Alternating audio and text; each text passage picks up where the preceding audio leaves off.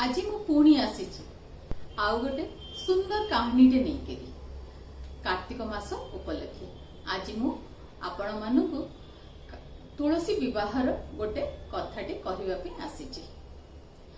श्री विष्णुकर शालिग्राम रूप सांगरे तुलसींकर बाहागर जहाँकि कार्तिक मासर बड़ एकादशी जहाकु आमे प्रबोधिनी एकादशी भी कहू आउ कार्तिक पूर्णमी मध्यरे आसे। श्रावण मुनिंगर गोटे अति सुंदर कन्याटे थिला तांको ना होची तुलसी। तुलसींगर गोटे ही इच्छा थिला जे से श्री विष्णुंक सहित विवाह करिबा पई से सेथिपाई नारायण पर्वतर बद्रीवन घाटी रे जाइकी घोर तपस्या करले। तुलसींक तपस्या रे प्रसन्न हई ब्रह्मा तांको वरदान देवा पई आसिले। जेतेबेले तुलसी तांको मन कथा कहिले ब्रह्मा कहले हाँ तो मनस्कामना पूर्ण हेई पारिबो, मात्र गत जन्मरे तोते आ नारायण को जो अभिशाप मिलिथिला सेथिपाई नारायण राक्षस कुलरे जन्म नेबे आउ तू सेठी तांकु बाहा हेबे। एहा सुनी तुलसी राजी हेई गले आउ सेई बद्रीवन रे ही रही गले। तुलसी जन्म नेले दैत्य राजा कालनेमींक झियो बृंदा हेकी से बद्रीवन रे ही रहुथिले। आउ नारायण जन्म नेले महाराक्षस जलंधर राजा हेकरे तांको ना थिला शंखचूड़, मात्र सबु पुराण रे तांको जलंधर बोली ही कुहा जाए। तिने जलंधर बद्रीवन जाइथिले सेठी बृंदा को देखिकी मोहित हेई गले, मात्र बृंदा नारायण अंश को विवाह करिवे बोली जगिथिले।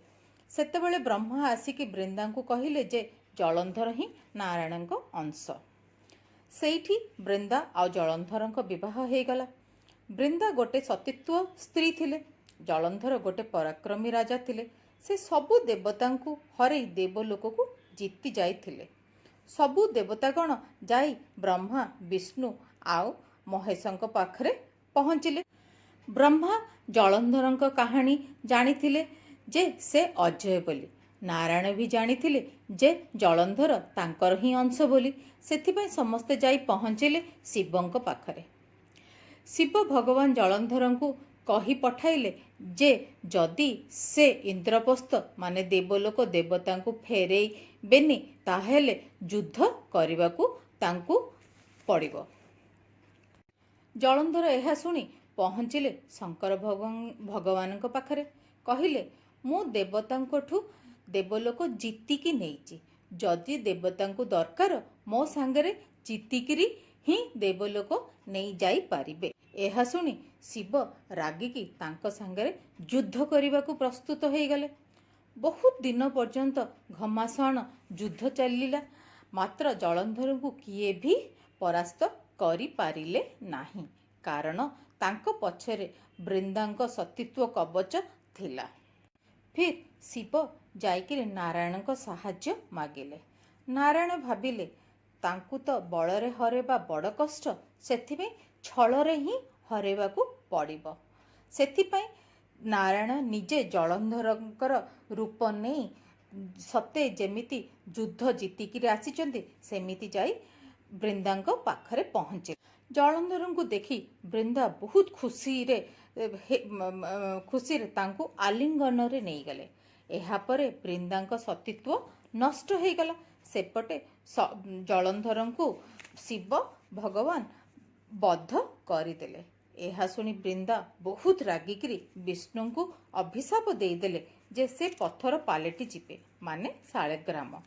विष्णु तांको अभिशाप को ग्रहण करी कहिले मु तम पूर्व जन्म रा अभिशाप को मुक्ति करने को एई लीला रचिथिली। तमे जो ब्रह्मांकठू वरदान प्राप्त करिथिल सेटा तमर सफल हेबाकू जाउची। तुमे तम शरीर त्याग करिकी तुलसी गच्छ हेकी जन्म नेब आउ मोर शालग्राम सहित तम विवाह हेब। आउ तुमे तम स्वामी जलंधर माने शंखचूड़ हाड़रे मोर शंख हेकरी से मो पाखरे ही रहिबे। मोर पूजा भी तम तुलसी पत्र रे ही हब।